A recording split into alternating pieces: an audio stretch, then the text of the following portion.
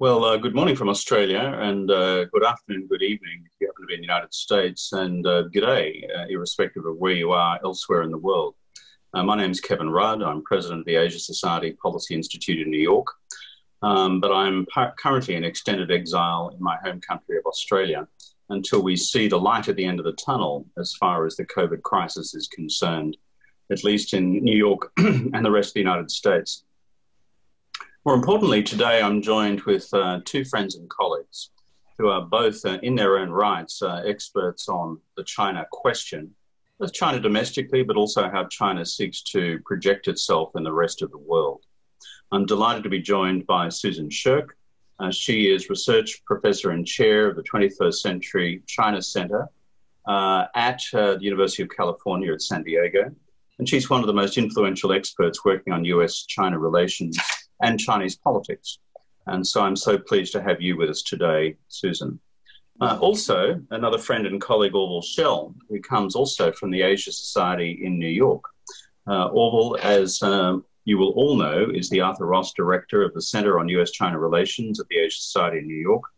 He's a former professor and dean at the University of California, Berkeley, in the Graduate School of Journalism. The topic we have set for ourselves today is how do we make sense in the current environment, particularly in the afterwash of what's called in Chinese parlance the two sessions, National People's Congress as well as the CPPCC, the Chinese People's Political Consultative Committee. What does all that say, together with other factors, about the current actual state of Chinese politics? So I intend for us to have a three-way dialogue on that subject through until the midpoint of our allocated time today. And then I will use deft Australian diplomacy, if that's not a contradiction in terms, to then turn our discussion towards the current state and trajectory, most importantly, of the US-China relationship. There's some logic in our sequencing because too often the analysis of what's happening in China and in the world and China with the US is conducted in a vacuum, namely that vacuum being what actually is driving domestic Chinese politics. And as many have reminded me around the world, George Bush, when he was president of the United States, for example, everybody's got their politics. And we need to understand, even in democratic and authoritarian systems, what drives the internal political dynamics of given systems. So Orville and Susan, welcome to this dialogue on trying to make sense of where Chinese domestic politics stands and the current state and future trajectory of the US-China relationship. Now, Orville, if I could begin by throwing a pretty open question to you, and that is, given what we've seen unfold in both the lead up to and during and just after the National People's Congress and the CPPC session in Beijing, both of which came to a conclusion a week or two ago, what's your best summary take on the current state of Chinese domestic politics, and to what extent is Xi Jinping as secure as he was pre-COVID, or less secure, or whether nothing's changed? Over to you, my friend. Well, it's great to be in conversation with you and Susan, Kevin, so thanks for getting us together. I think the most striking thing for me about the two meetings of Liang Hui is how little we actually know about what takes place behind that rather stern tableau of people sitting row upon row with their teacups just staring up at Xi Jinping and the leadership. It's all the more striking to me as somebody who, for my whole life, for many, many decades, has been peering into this sort of black box of China to find that, lo, these many years later, we know, if anything, less than we knew 20, 30 years ago about how the leadership works, what they're thinking, what's animating, and the logic of what they're doing.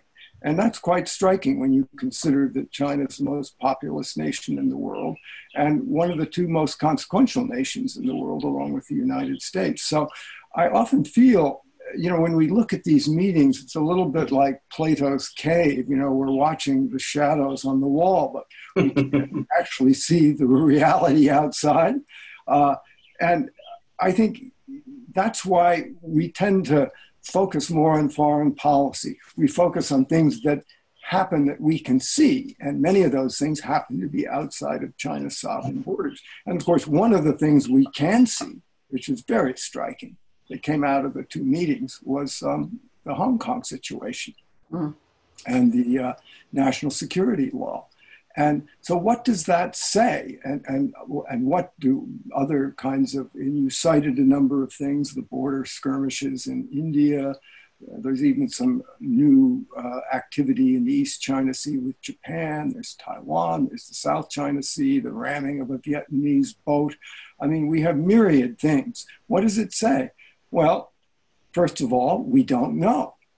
Second of all, I imagine that what it says is that these kinds of distractions have more than just a logic in foreign policy. They must have a logic within internal policy as well to galvanize people. Because I think if you look at the reality of their effect abroad, you see really a very unsuccessful venture. I mean, you see Europe now moving more and more in a very sort of defensive crouch against China. You see Australia, you're there, Kevin, in a very kind of defensive position. The United States, the same. Even Japan, the meeting with Prime Minister canceled, the meeting in Leipzig canceled with the Germans. So I think you'd have to say that in this odd world in which we live, China, in a way, is giving Trump a pretty good run for his money in terms of policies around the world that are unpopular and are actually engendering antipathy rather than, quote, building friendship, that great communist term that as if friendship could be created out of hectoring and bullying and pressuring. So that's a long-winded way of saying, I really don't know what's going on in China. And that surprises me greatly, having spent my whole life trying to find answers to that question. Well, I liked your analogy about Plato's cave. And I think most of us in our careers as professional or amateur sinologists have felt as if we've been cave dwellers in Plato's cave for some time. I find it fascinating looking at that it's only now that scholars are beginning to reach some conclusions definitively about what actually was transacted in the party's rectification movement in Yan'an in 1942, because some of the documents are only slowly seeping out in terms of what actually unfolded.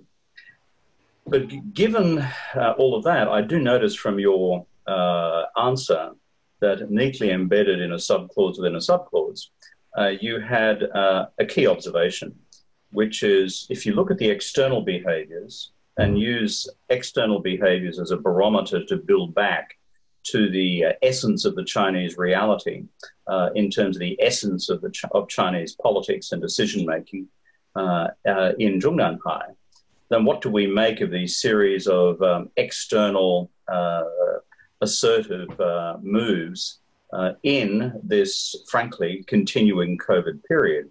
And your point, I think, if I got it right, Orville, without taking too many liberties in the summary of it, was that there is a conscious appeal to nationalism within the Chinese system, alive, at least as a motivating factor. So, Susan, I'm turning to you to support or demolish Orville's argument, and let's take it from there. Okay, well, what I found interesting about the two meetings was that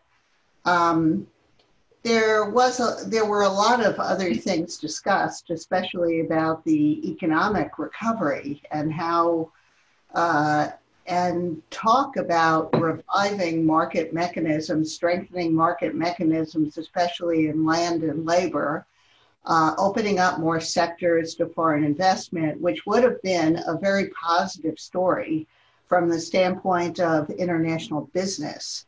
So you could have had a two meetings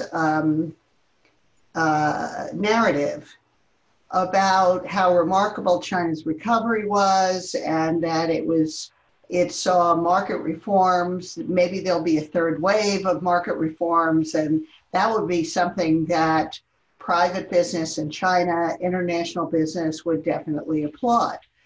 But it was completely overwhelmed by the story about the Hong Kong security law.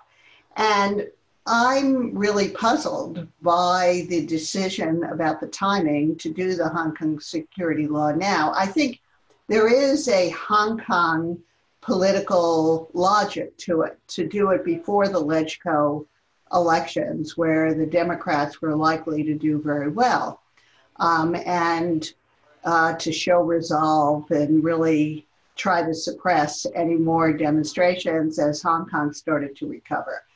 But it does seem a kind of curious timing in that it, kind of swamped, and nobody paid much attention to the other part of what happened at the two meetings. And in numerous dialogues with Chinese colleagues that I've been on recently, when we asked, including one with a bunch of very good economists, when we asked about market reform, and they just laughed. They said nobody takes it seriously anymore, that nothing really is happening. And, there was a little bit of talk about it, but there's nothing substantial underway. The private sector is still struggling. They feel, despite a lot of talk again about banks should loan more to small and medium enterprises and stuff, none of it is really filtering down in a way that makes the private sector feel any more appreciated, despite the fact that the private sector are the ones who create jobs. And probably the politically most significant problem with post-COVID recovery right now in China is the employment issue. And of course, they were always worried about that, as well they should. And yet the private sector continues to feel quite marginalized. So I'm kind of puzzled by this decision to do the Hong Kong security law now. It was discussed at the previous Central Committee plenum, so it's not a brand new idea, but we understand that the Hong Kong Daibao representatives who came up for the two meetings, they had no clue that this was going to happen now. They were only told the day of. So it was kept very secret. Or it was, and so that's kind of an interesting puzzle, why they decided to do that now. And then obviously in terms of US-China relations, it led to another back and forth that hardened Trump's positions personally. He made this incredible press conference in which he took no questions, but read a text that was probably the toughest stuff that Donald Trump himself has ever said about China. So anyway, that suggests maybe all is not, that she, and of course the other thing, and I'd love to hear what you think about this, Kevin, is that, back in January, February, it really seemed like there was a public opinion online crisis in China when Dr. Li Wenliang, isn't that his name? The doctor. Yeah, Li Wenliang. He was kind of martyred by the censors and and became the symbol of the government's suppression of information in a way that endangered the Chinese people. And the backlash against Xi Jinping and the central government and the central party was really quite strong at that moment. And yet, just a few months later, it seems everyone is rallying around the flag, rallying around Xi. And that's, after they got on top of the epidemic, which is pretty dramatic turnaround. I think my own reflections on that, both Susan and Orville, I suppose, as we try to explore Plato's cave of Chinese style and drawing some of those threads together, what do we have? We have evidence of, let's call it, nationalist assertiveness abroad. We have evidence of, at least at a declaratory level, some change in economic policy direction, noting what you just said about the skeptics on the ground, Susan, about whether that's real or not. And then thirdly, this, in the raw viscera of internal politics, this gyration which occurred in the Chinese social media explosion against the system and against the Communist Party in January, February, and into March, which then was brought under control by coercive and other means. So trying to putting those three elements together into some analytical synthesis is not an easy thing. But here's a thought. We three are familiar with the Chinese expression, which is 静右正左. To go right on the economy, you need to go left on politics. On the economy stuff, the response in terms of what's the single biggest implosion within Chinese growth since the Cultural Revolution, and that's a big statement, they have had two strategic courses of action. One is, do they add massively to the existing 310% of GDP pile of debt in order to do another debt-fueled national stimulus strategy? Or do they go to Plan B, which they've constantly left as Plan B, which is to go to the next stage of market-based economic reform? On the economic reform front, as we know, the grand statement was produced in 2013, 66 key decisions anchored around the principle that the market shall determine the future allocation of resources within the economy. This has been the leitmotif of left and right on the economy going back to probably the 12th Party Congress in 1982. And this again is revisited in these two quite extraordinary documents on the economy released in April and May this year out of the COVID debacle, which is a reaffirmation, not saying it's a reaffirmation, but a restatement as if it's a new policy direction, and a string of indicative statements about where they'll now go to, particularly in terms of the rigorous application of competition policy within the economy, which is essentially the essential debate between how far the private sector can grow versus preserving Leviathan, otherwise known as the SOEs in the Chinese system.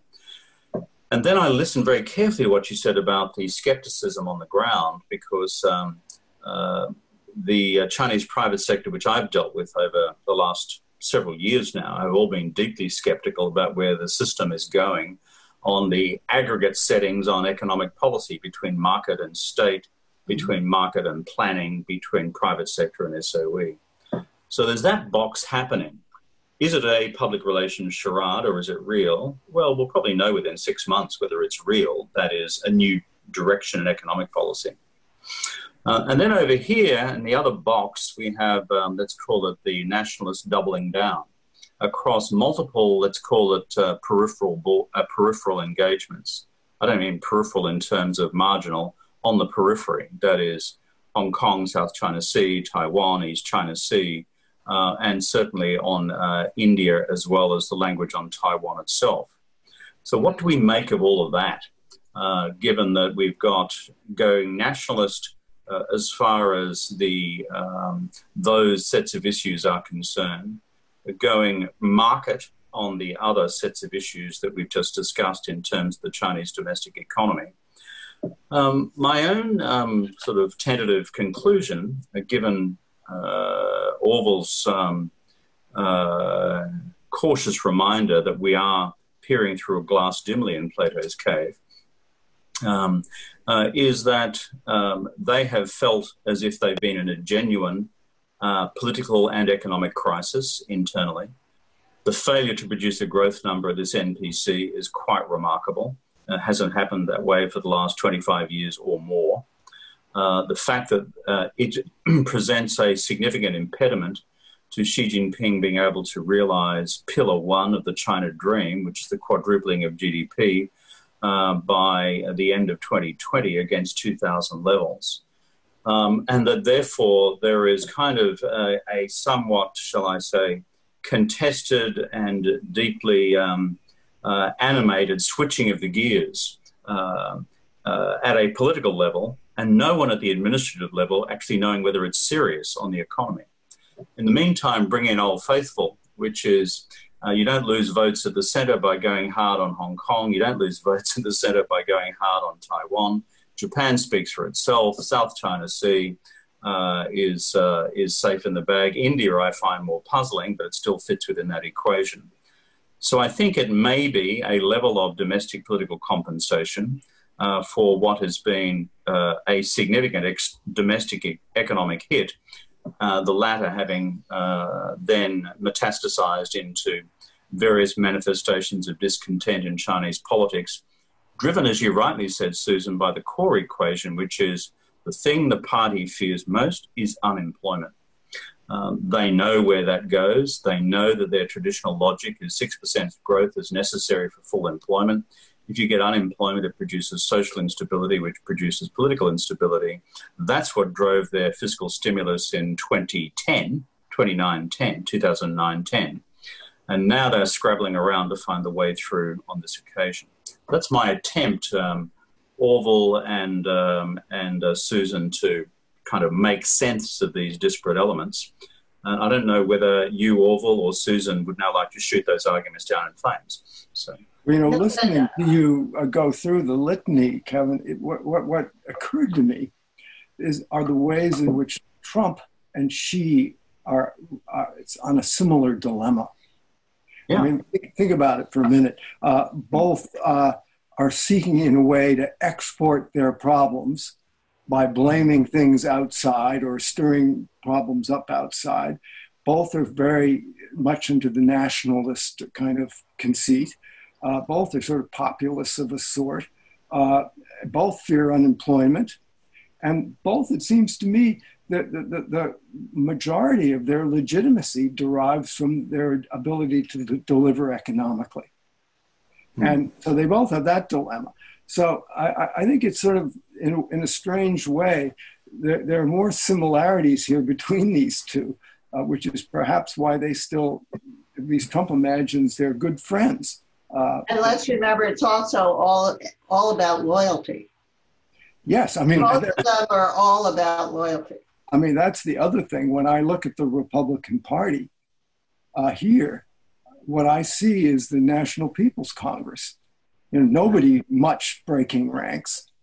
And the astounding thing in China, for me, is having watched this for so many years and having thought maybe during the 80s things were at last going to be changing, the metal would bend, is how Leninist discipline has been maintained. I am equally astounded by how Leninist discipline is maintained in the Republican Party. Well, I mean, we see some changes.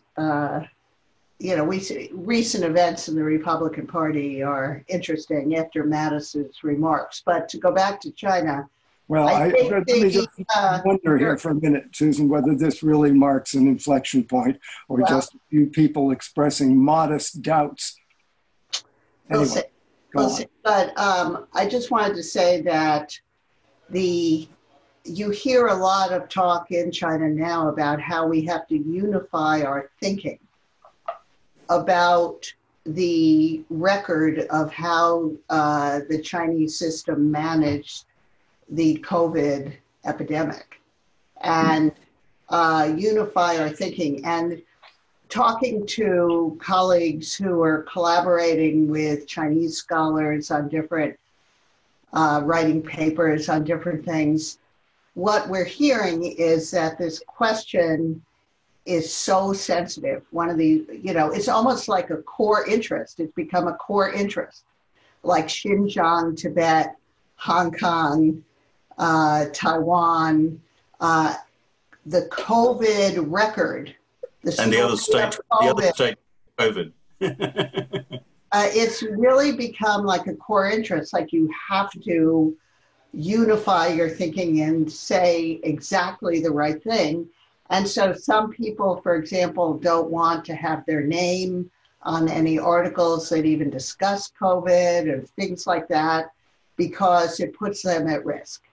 So it's become a kind of very sensitive political point. And that suggests to me some serious political insecurity at the top, that they are, they're not sure how history will, describe the whole story.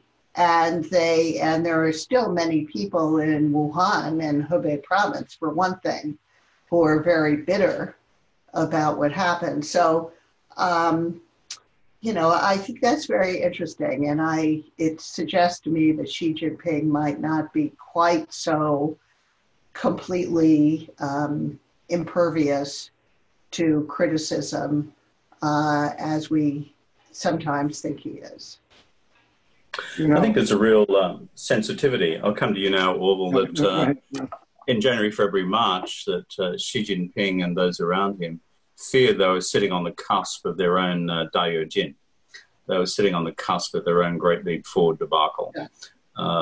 And therefore, to go to Susan's point about acute levels of sensitivity on not just controlling the narrative, but producing the 党的路线, the party line, on what actually truthfully happened here, which, as you know, in a Leninist dialectic means that is what happened.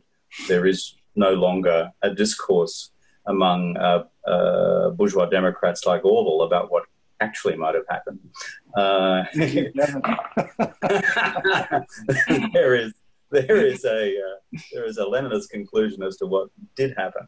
So I support Susan's thesis that this has been a significant and dangerous lightning rod within Chinese domestic politics, which was careering out of control through January and into February, when finally the propaganda apparatus concluded that we were going to have the people's war led by the people's leader against this demonic virus. And then the various acts and scenes of the ensuing play unfolded, with, of course, ultimate resolution among the dramatis personae as to who would emerge as the victor and the vanquished. So I think this is still a live concern, but the party apparatus at a political level, party apparatus at an ideological level, has been into unusual levels of coercion to insist on a single narrative. I interrupted you, Orville, I'm sorry. I was just listening to you to explain. I'm just thinking back to, how when I first went to China in 1975, if you had said to me in a couple of years, at that point, Mao Zedong was still alive, the Cultural Revolution was still going. But if you had said to me, Deng Xiaoping will have been returned from oblivion, you will have all the things that unfolded with the opening up and reform period, I would have thought you were bereft of your senses, because as far as one could see, people were marching in complete lockstep with the party. Just as now, it seems they're in complete lockstep. We don't see a tremendous amount of dissent. And that is, I think, a kind of, one should be reminded that there is always an incipient and fairly large group in China that will break loose when the right time comes, but you don't see evidence of it before that time arrives. So, okay, but Orville, don't you think that the disarray in the United States and the difficulties that we've had managing our own epidemic and that in many other European countries as well. Plus, demonstrations in the street, police brutality, all of the things going on in America now really undercut any kind of more liberal political opposition to Xi. I think it does undercut it seriously. I think you're absolutely right about that. But that is not to say that what we can see and what is on the surface, what we can read in speeches and what we can learn through the little cracks we can peer through is really descriptive of what is actually the actual state of grace within. Yeah, of course. Well, this is a right time to pivot, to use that much abused term in US-China relations, towards the state of US-China relations. Now that we've explored the contours of Plato's cave and realized that A, there's a lot of darkness in there, B, there are walls somewhere, and C, there are obviously figures moving about, but beyond that, we're not too sure. But let's move to the US question. And let me just build on what you both just said about the extent to which Trump's mismanagement of the COVID-19 crisis within the United States has dealt an unexpected propaganda coup to the Chinese system. I mean, if you were Matt Pottinger at the National Security Council, you were trying to devise an effective strategy against, let's call it Xi Jinping-style nationalism, as he would define it, in the midst of the COVID crisis. I would have thought it would have been a strategy along these lines. A, the administration in the early days exhibits maximum sympathy and solidarity with the Chinese people. B, offers immediate lines of direct humanitarian assistance and medical support through the various Centers for Disease Control in the United States. C, mobilize an allied effort along the same line to help the Chinese people in their hour of need. D, then when the crisis did erupt on their own shores, managing it effectively, like some Western democracies and non-Western democracies have done, as opposed to, shall I say, Trump's unique management style as it's unfolded in dealing with COVID at home in the US. And then E, you probably would not have tried to then run a bizarre conspiracy theory that this was the Wuhan Institute of Virology spreading this disease around the world, leaving aside what the Chinese wolf warriors have done themselves. We can go to that in a minute. It would have struck me that if you were providing some cogent advice as a Matt Pottinger figure within the administration, that it might have had those elements, because they would have all tunneled into the points that we both just discussed in terms of Xi Jinping's domestic vulnerabilities. But that ain't what happened. And against every item on that list, as I read it here from the Antipodes, at least here in Australia, they did the exact opposite to all the above. And as a result, Xi Jinping is able to immediately close the gap between the Chinese Communist Party on the one hand and what's happened to the Chinese people on the other. Two, have a field day out of the American propaganda overclaim about what I call the Bat Cave in Wuhan. And three, argue that, in fact, what Trump is doing in blaming the Chinese people is simply exonerating himself of his domestic political responsibilities. If you played Monopoly, the board game, it's the biggest get-out-of-jail-free card that I've seen in international relations for quite some time. Anyway, there's the Kevin thesis. Shoot that one down, Susan, and Orville. Off you go. Well, no, I'm on your team. I definitely agree with your assessment of the disgraceful failure of American leadership and how we've weakened the voices of people who favor political reform and change in China, because our system, just looks, there's nothing to be proud of here about that. But And you know what really annoys me? I'll just tell you one of my pet peeves is our own journalists who write that story as if the whole thing is a result of Chinese Communist Party propaganda. Now, admittedly, the propaganda censors and propagandists are, doing a good job of trying to highlight America's failures. But I mean, most of the time, these failures are real, and they're just reporting on them to the Chinese people. So it's not just the result of propaganda, for sure. So I think, I don't know. And of course, what's really tragic about the whole thing is that the pandemic is a global problem that requires a global solution. And because the United States and China have failed so miserably to even do the most minimal coordination of effort on the pandemic, as they had done, in the past, even despite our disputes, we worked very well on all these previous public health problems. But this time, absolutely not. And as a result of that, the rest of the world will have a very hard time doing without us, because with the US and China pulling in opposite directions rather than in the same direction, it'll be much more difficult to organize any kind of collective action on helping developing countries, on developing therapies and vaccine testing, manufacturing, and getting them to the places that need it the most, rather than just who happened to develop it first. And when I think about how really stupid I think American policy is right now, I would have to estimate that there is a significant chance that some of the best therapies and vaccines come out first from China. And so we are setting ourselves up.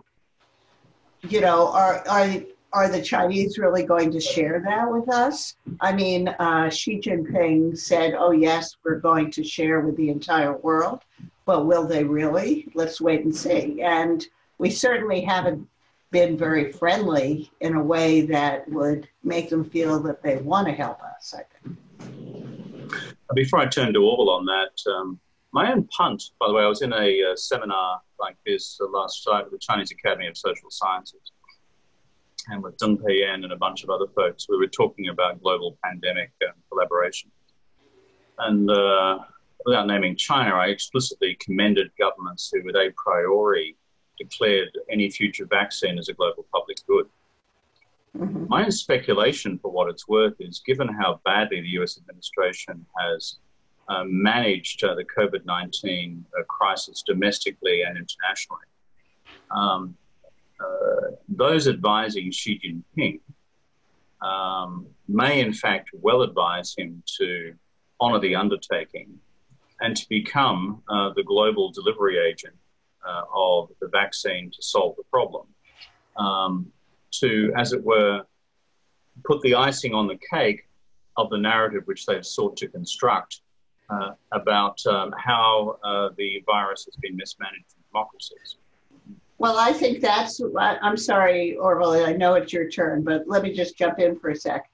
I think that's what a wise counselor would advise Xi Jinping. But probably that same wise counselor was advising him a couple of months ago to help provide medical equipment in just a benevolent manner without insisting that everybody who received it had to be out tie and declare their deep appreciation to China and respect for how well Xi Jinping and the Chinese system manage the pandemic. No, that is a very solid point, Susan. Orville, your reflections on this thesis. Over to you. Well, you mentioned mismanagement, and I think it's undeniable the U.S. has done some mismanaging.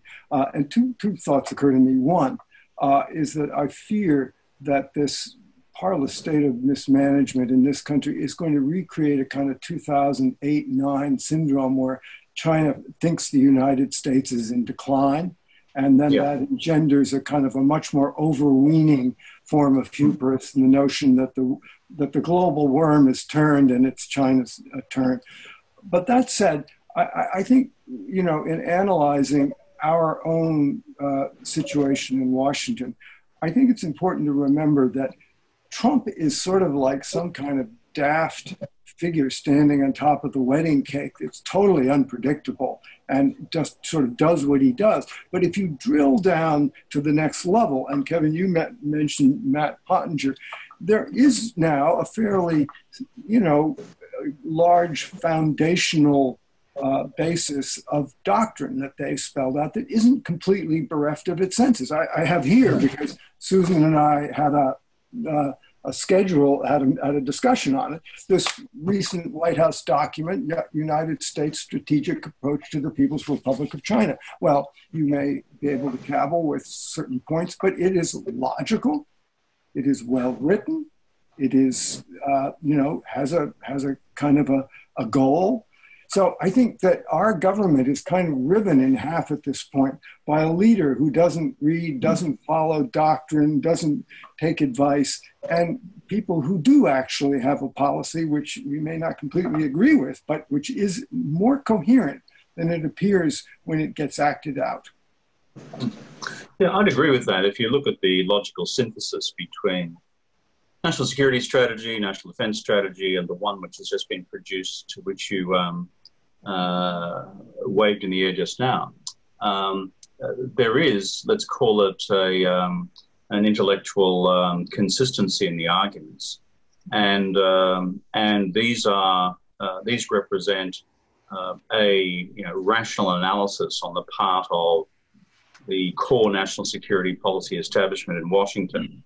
There's a separate debate about every element of it, but I agree with you entirely in terms of its rational coherence.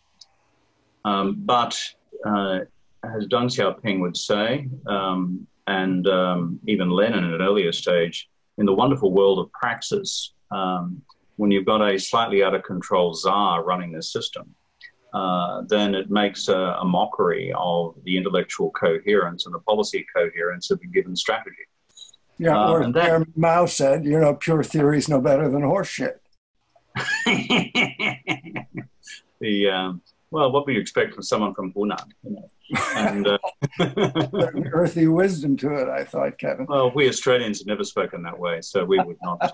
But the bottom line is this Maodun, this contradiction between the 最高的领导人, the senior leader in the US system, and what the core elements of the rest of the system are seeking to do, is something which our Chinese friends have focused on acutely, and why, at least until recently, China has wanted the re-election of a Trump president as opposed to a Democrat.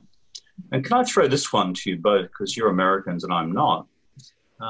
Where do you think the COVID crisis, the COVID learnings, and on the one hand, and the reality of US presidential politics leading up to November on the other, will land the Democratic Party in terms of an alternative strategy on China? And then once we've got through that, I'd like to spend final bits on how China has managed the international relations dimensions of the COVID crisis as well, including its dealings with America. But thoughts on the Democrats, both you and Susan. Go ahead, Susan. Okay, well,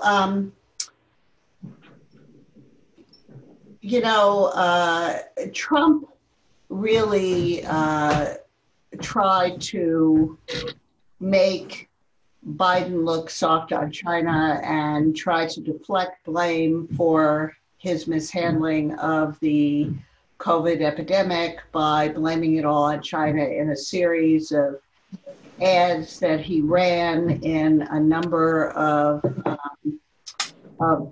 Midwest states.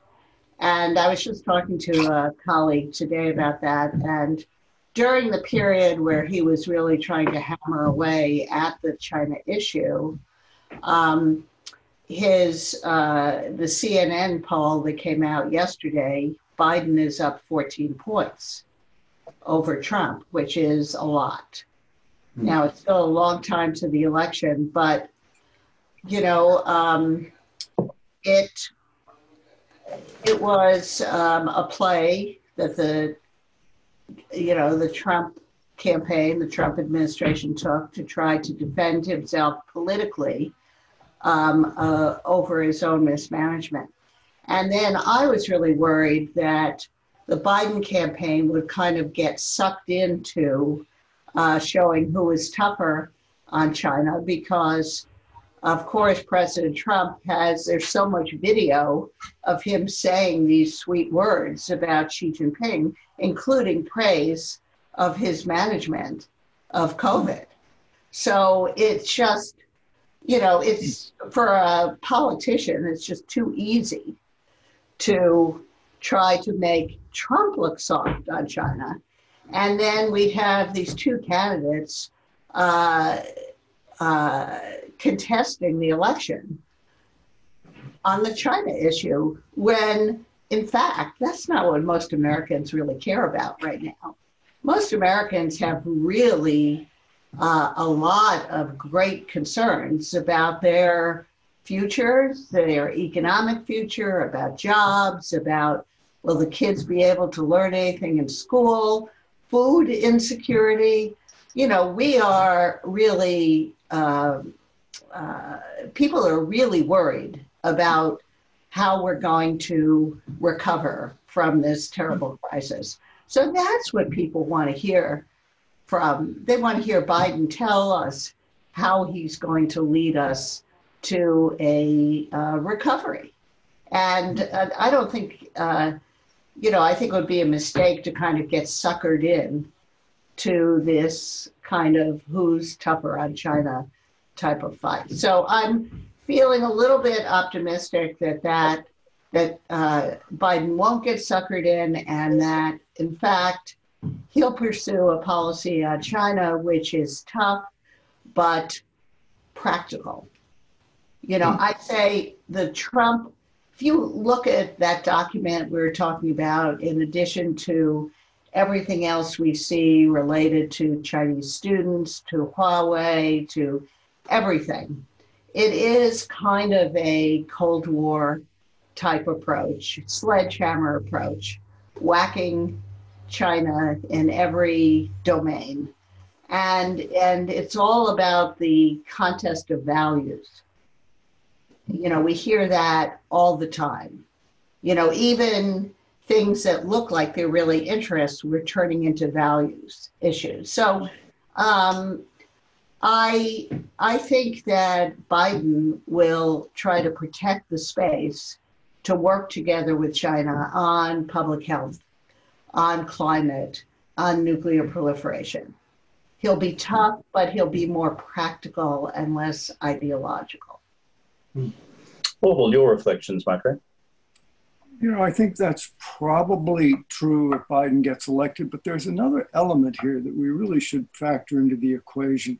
It's not simply the Trump-Biden dynamic, and I think they could get going at each other over China to some degree, but I think it won't be the issue of issues. However, and I alluded to this at the outset, what's striking to me is the way the rest of the world now is beginning to change its attitudes towards China. Just been working with a group of Europeans. It's pretty striking when you look at what's going on in Holland, what's going on in Sweden, what's going on in the Czech Republic, in Germany, and now in Britain. And Huawei is really just the stalking horse, the kind of the pennant on the top of the mast. But there's a bigger change going on where people are beginning to perceive China not so much as just competitors, but actually as a threat. And I fear that by the time Biden may get into office, if he does, he's going to find himself in a world that's quite changed from what it was 6 months ago. And that China, in a certain sense, is alienating people in a way that's, in my view, completely unnecessary and very harmful to itself, and could permanently make it difficult for bridge builders henceforth to reestablish the kind of musculature that keeps the U.S. and China together, and indeed the world together? Yeah, that brings us to the question of how the dynamics of the COVID crisis, the dynamics of the US-China relationship do play out in the rest of the world. I think on Susan's point before about where the Dems come out in the end, I think my own judgment from this distance is there seem to be at this stage 3 issues in the election campaign, probably in this order of priority. One is Trump responsible for COVID mismanagement within the United States? Democrats argue it's Trump. Republicans argue it's China. I think that argument is resolving itself in favor of the Democratic side of the ledger. The second argument, as it strikes me, looking beneath or through the mist, is who can best get us out of this bucket of economic misery, Trump or Biden? And that will be a nearer run thing in terms of the body politic. Given where Trump had taken the economy previously in terms of the strength of the American growth performance in the first 3 years of his presidency.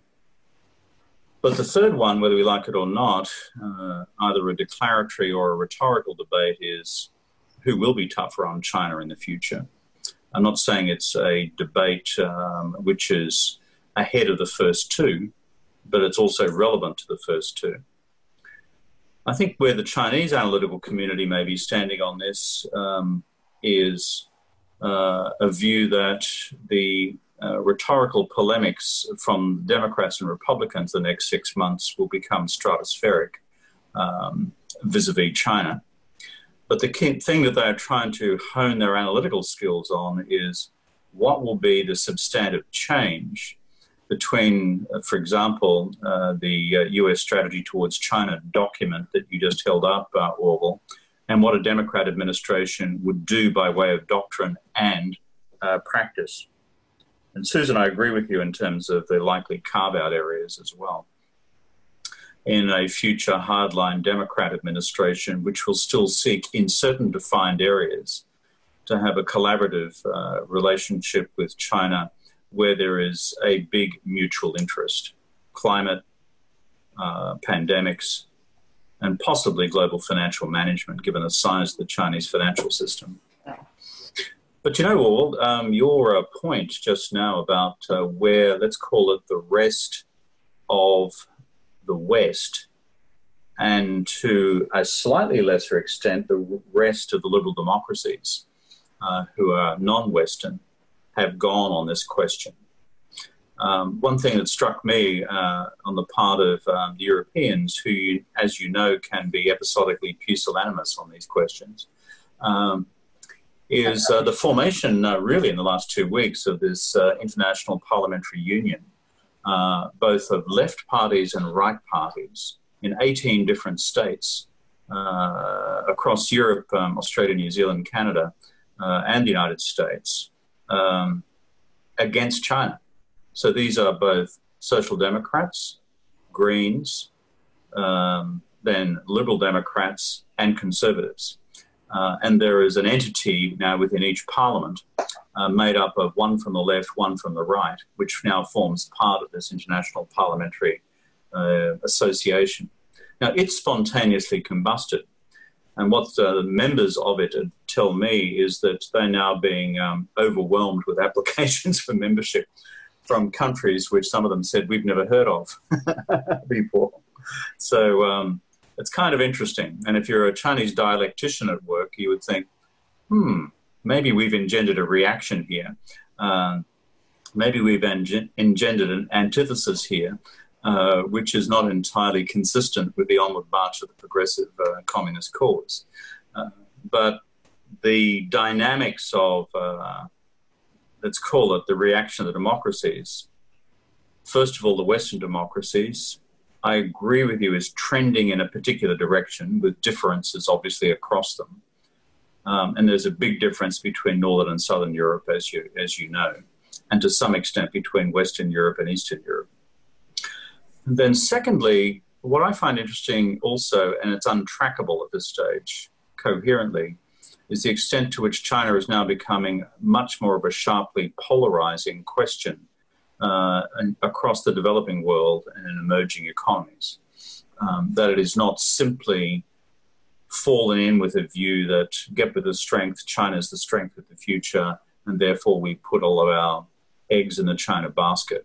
I think there is now a much more contested, at least, political space in a number of emerging countries on this question as well. So if you're sitting in Beijing and you're trying to do a performance evaluation of the Zhanmang Waijiao, the Wolf Warriors, I'm not sure what mark you would give them. I've written recently that anyone at the center doing a performance evaluation of these guys would have to conclude that they've created more problems than they have solved across multiple countries around the world.